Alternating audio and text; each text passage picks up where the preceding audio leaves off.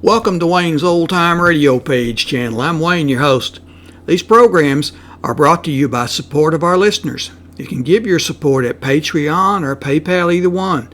There's clickable links in the description below. Thanks for your support and enjoy the shows. If you'd like for me to get you a shout out, there's a link to PayPal in the description below. Leave us a donation. We'll get it up here for you. Just tell us who you want it to. You, a friend, a girlfriend, a wife, spouse, whatever. And we'll get it up here. The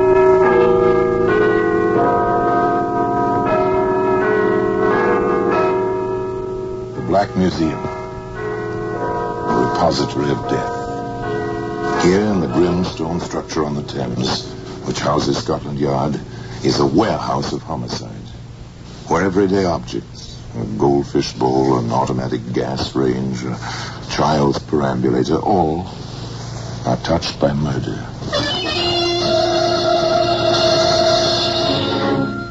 Here's a can of Weedkiller.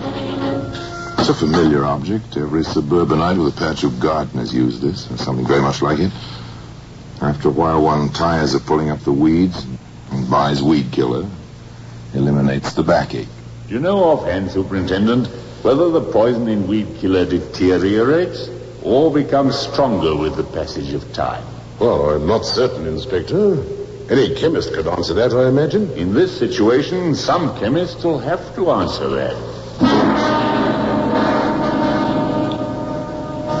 Well, today, that can of Weedkiller can be seen in the Black Museum.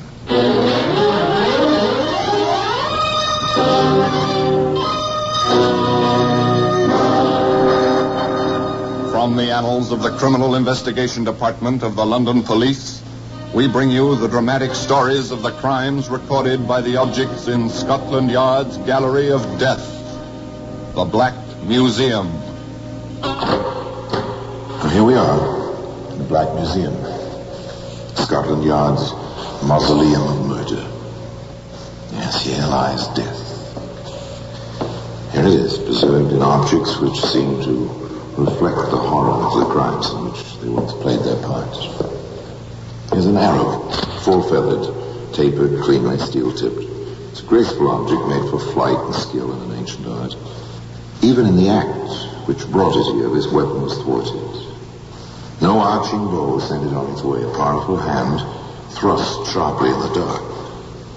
And this arrow turned dagger and stabbed a life away. Here's a chalice, jeweled, lovely. It's a work of art. Odd to find it here. And yet this achievement of the goldsmith's skill carried murder within its curving bowl. Yes. Now here we are. Here's the tin of Weedkiller. It's dried up now. Its contents are forever useless for any purpose. Still, was the poison it once contained any more powerful for evil than the hidden poison which flowed through the place where this tale took place? Was in fact a lovely place, an English village. Its single street strung like a hammock between two hills, on one of which stand the remains of an ancient Norman castle. An ideal place to live, one would say, as John Ashley very often said to his wife Helen and his daughter Joy. Remember, Helen, how we used to wish for a life like this when we were struggling in London? Before you came to us, Joy, my dear. I remember. You've accomplished it for us, John. You may clear the table, Sarah. Very well, ma'am. From all the stories you told, Dad, I'll never marry a young lawyer. Oh, you might do worse. You might do worse at that. What's the matter, Helen? Oh, that pain again, John. Oh, it'll pass as soon as I've had some tea. I wish you'd see Dr. Gordon about this, Helen. It worries me. Oh, yes, a very nice place to live. And a nice family in the house on the slope of the hill. An occasional complaint, of course. Even an occasional disagreement, but everything quite normal. Except to certain people in the village below.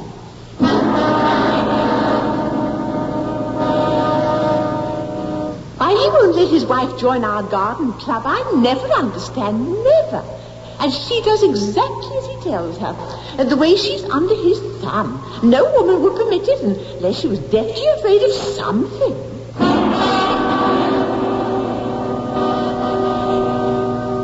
That was Mrs. Brooks.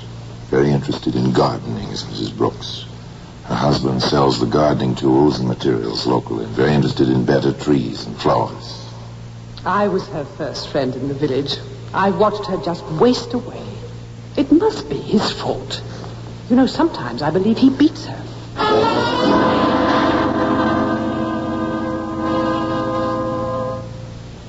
Miss Goodson was a worthy soul. If she read more books, perhaps she'd have less time on her hands. As it is, she has a bit too much time on her hands.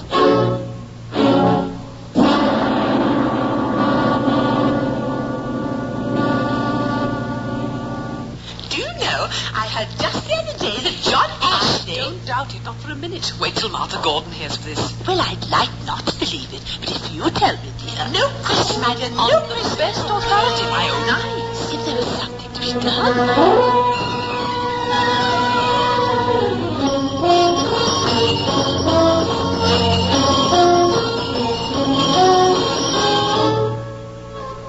That was, well, the climate of public opinion, at least on the distaff side at the time of the Sunday luncheon in the Ashley household. An excellent luncheon, Helen, my dear. You must compliment cook. Oh, John. What? I think I'm going to faint. Helen. Mother!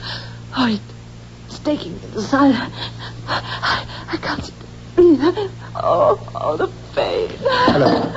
Helen, the wine. Mother, let me get you. Oh, Try quickly.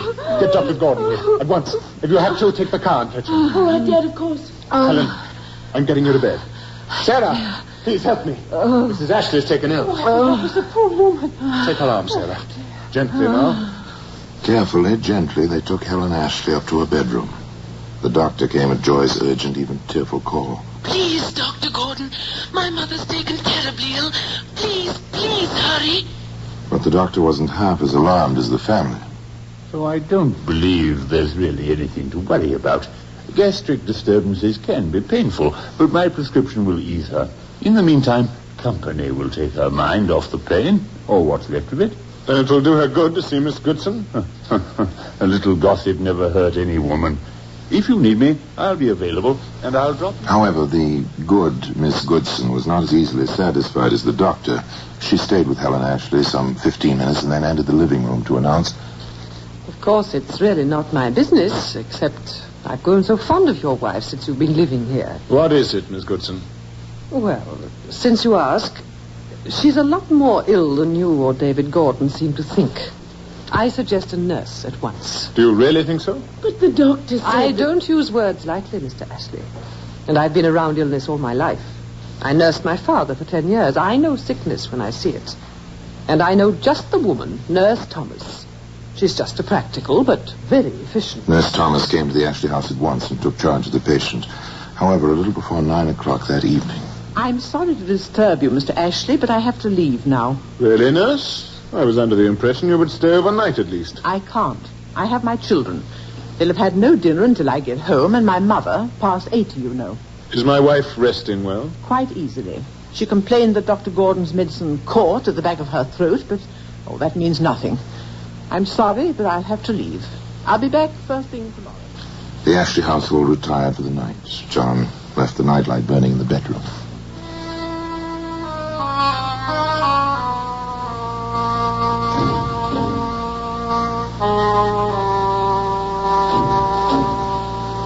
At 2 a.m., John awoke, looked at his wife. Then he stumbled to the door of Joy's room and knocked. Dad, what is it? Joy, your mother is dead. Helen Ashley passed away in her sleep. There was mourning in the house on the slope of the hill. In the village below. I knew it. I told him she was desperately ill. I told him.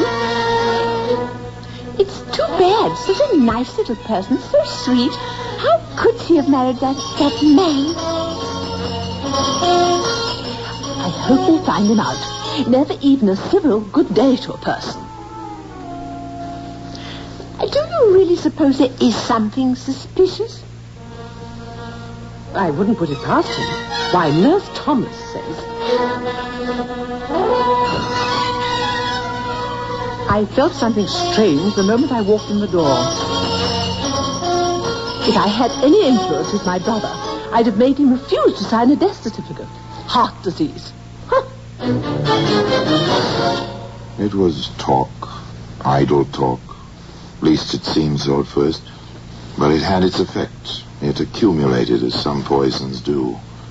And it had a result, as some poisons do. Here's another of these letters, Superintendent. Oh, any signature this time? Yes, sir. That's a change. Who's it from? It's signed by Nurse Thomas. It's a bit vague, sir, but on the same lines as the other anonymous letters which we've already received. Oh, all right. Well, let me have a look at it. Dear Sir, I have come to the conclusion that it is my duty to draw your attention to the rumors which are common knowledge throughout the neighborhood concerning Mr. Ashley and the recent death of his wife, Helen. I can claim to have a personal knowledge of the case, as I was the nurse in charge. Now, what do you make of that, Sergeant? There's certainly nothing anonymous about this letter, sir. I feel that you should know my suspicions are shared by friends and neighbors of the Ashleys, and that all of us consider our duty that justice should be done. Yours truly, etc. That justice should be done. Oh, well, we shall see. Sergeant. Yes, sir? I think we'd better have a little talk with Nurse Thomas.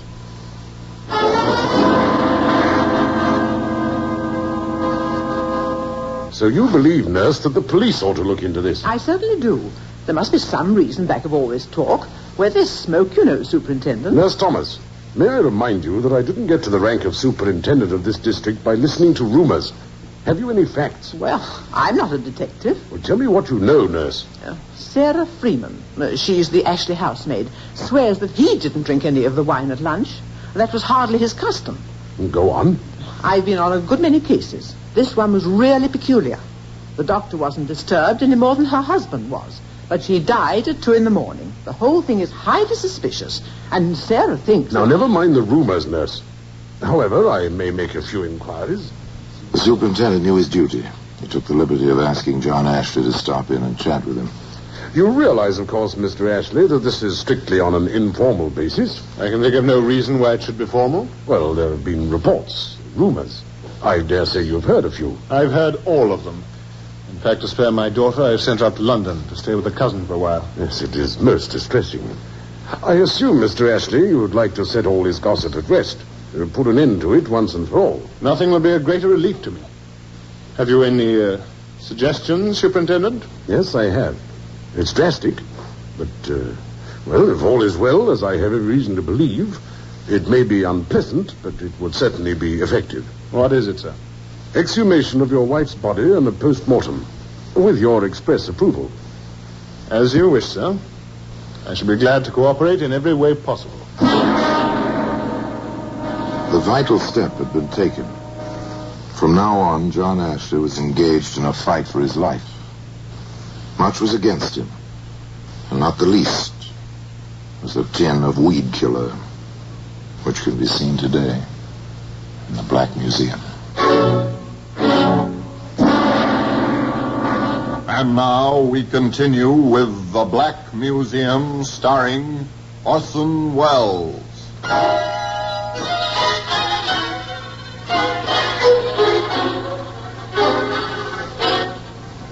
They did not permit Helen Ashley to rest for long. The exhumation order was signed and the post-mortem proceeded. Shortly thereafter, a coroner's inquest was held. The jury were all natives of the district, of course, all of them with some contact with the rumors which seemed to grow wilder and more frequent as the secrecy continued. There were 3 witnesses at the inquest. First, Dr. David Gordon himself. Yes, I performed the post-mortem and the subsequent analyses. What did he find? My findings were confirmed by the analyst for the Home Office, to whom I transmitted them through the Superintendent of Police, together with the necessary items for his own tests. And the report, Doctor? Helen Ashley's body contained 18 milligrams of arsenic, sufficient indeed to cause death. Mr. Brooks, Purveyor of gardening tools and materials, being away on a business trip, Mrs. Brooks took the witness stand. Yes, when my husband is away, I run the business. I'm completely familiar with all his records. Oh, you are you? What about it? Well, less than 2 years ago, we sold a tin of Weedkiller to Mr. Ashley. The brand was that type which contains arsenic. The third and last witness was housemaid Sarah Freeman. Mr. Ashley was in the pantry where the wine was kept for 10 minutes at least that Sunday. I know because he held me up setting the table and all. Did she serve any particular item that day? There was the wine. It was Mrs. Ashley's favorite brand. She always took a glass with a big meal of the day. The bottle was open in the pantry. And, of course, Mr. Ashley did not drink any that Sunday. I offered it to him myself. He refused, and I poured some for the poor lady. The verdict to the coroner's jury is obvious, isn't it?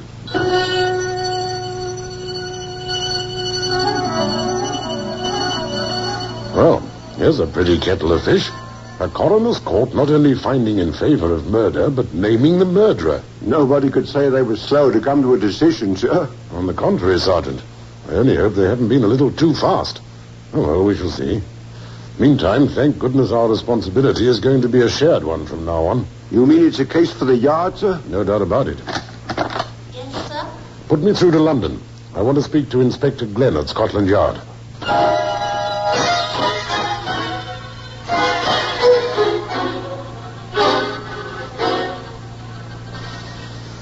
Glenn here? This is Superintendent Maxwell. You remember the case I sent you the papers on last week, Inspector? The Ashley case? Oh, yes. Any developments? There certainly are. If possible, I'd like you to come down here straight away. I'm glad Scotland Yard has come into this, Inspector. What with the verdict and all, we're hardly equipped down here to complete the evidence. The verdict, yes. We find that Helen Ashley died of acute arsenical poisoning and that the poison was administered by her husband, John Ashley. I've seen a few cases with more complete evidence in my time. Yeah, no doubt. So have I. But what can we do? Besides arrest Ashley and have him arraigned? Nothing, I'm afraid. Nothing at all.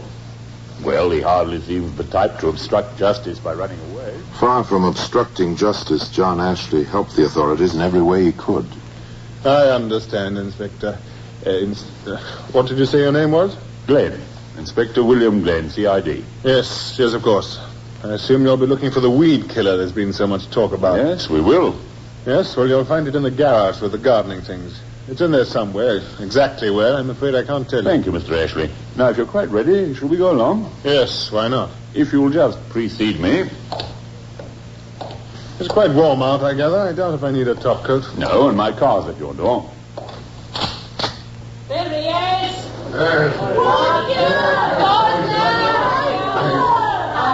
I'm sorry, I didn't know they'd gathered out here. We could have used the back way. Oh, no matter. I can face them. I won't do anything but call names.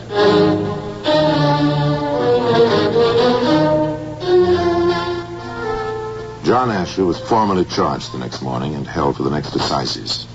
The case for the Crown was not remarkable for its completeness. Inspector Glenn was a witness. The defendant admitted possessing the weed killer.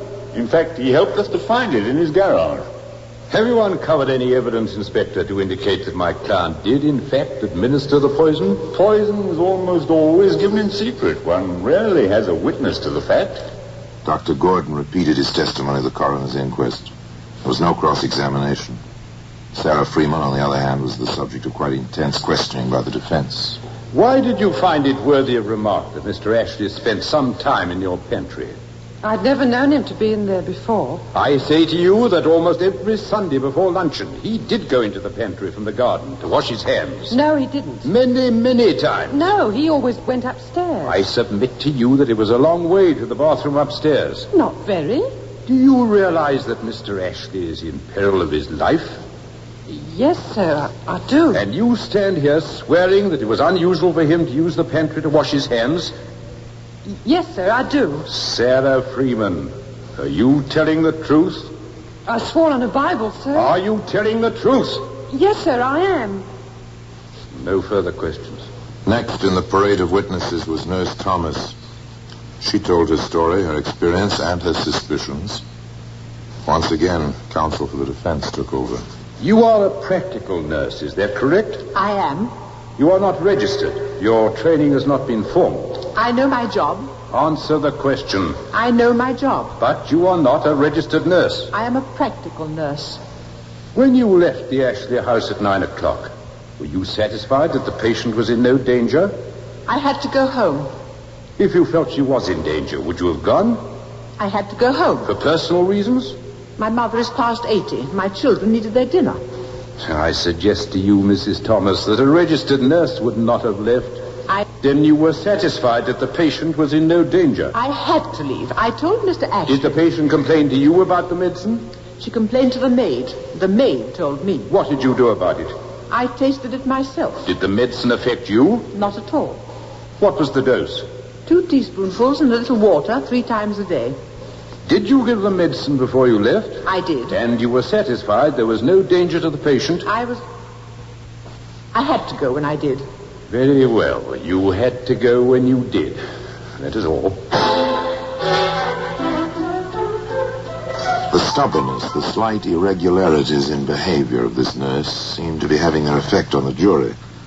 There was a feeling of impatience, even of doubt, in the courtroom as counsel for the defense called Miss Joy Ashley, please. The girl, quiet, composed, took the stand in her father's defense. Miss Ashley, I know you realize that your father is on trial here for his life. I do. Can you say without reservation that you're going to tell the absolute truth? Yes, sir, I am.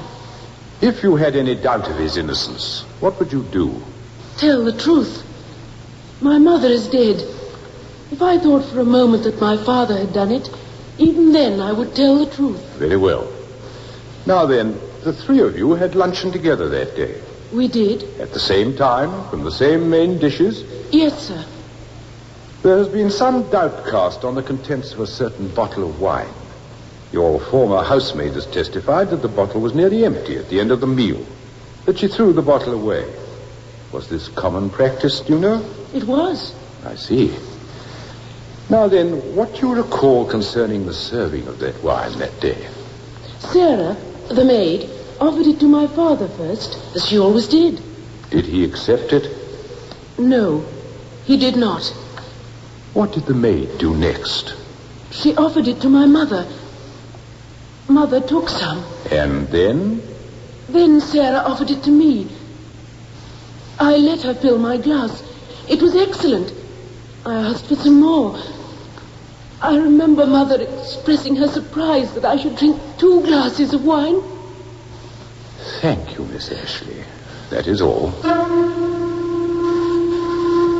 It was dramatically staged. The Crown had no questions for Joy Ashley. The defense rested. After a brief recess, he began his summation. Quickly, he reviewed the evidence as presented, never denying the fact that Helen Ashley had died of arsenical poisoning. But he did conclude. We have made no attempt to deny the scientific facts of this case. But I suggest to you, ladies and gentlemen of the jury, that at no time has my client's behavior even suggested guilt. More, I suggest that at no point has my honored colleague proved motive, much less the actual administration of the lethal dose. And I go on to suggest that there exists a reasonable doubt concerning my client's guilt in this matter. He has pleaded not guilty. I suggest that not guilty is the only proper verdict in the case of the Crown versus John Ashley. The jury was out for 3 hours. The verdict was brief. We find the prisoner not guilty. John Ashley was a free man. But one thing he never learned, not to the day of his death, but privately the jury sent this message in writing to the judge who presided at the trial. We are satisfied on the evidence that Helen Ashley received a dangerous dose of arsenic on Sunday, July 16th, but we are not satisfied that it was the immediate cause of her death. Nor does the evidence satisfy us concerning how or by whom this arsenic was administered. We cannot take a man's life when reasonable doubt such as this exists in our minds. We have therefore returned the verdict, not guilty. And still today, that tin of Weedkiller has its place in the Black Museum. Here in person is Orson Welles. Helen Ashley died of arsenical poisoning. There was no question about that. There was grave question as to how the poison was administered. But whether it was in the wine or the food or the medicine, no one knows. John Ashley died some few years after his trial in poverty, a weary, broken man. In his case, the doctors certified his death and no question was raised, save by those who remembered the charges against him and the wagging tongues of the gossips in the kindly-seeming English village where he'd made his home. Those who remembered had cause for thought. Could it be said that John Ashley died by gossip? Certainly not by any other poison. Now, until we meet next time, we meet in the same place and I tell you another story about the Black Museum. I remain, as always, obediently yours.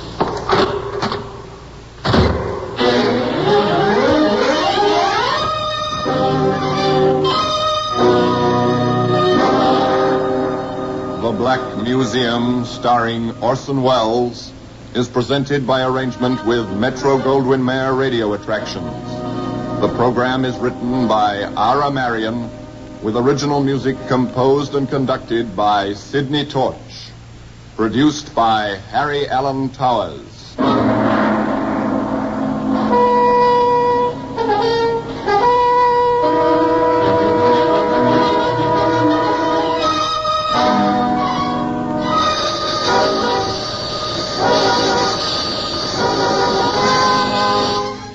There's the Black Museum.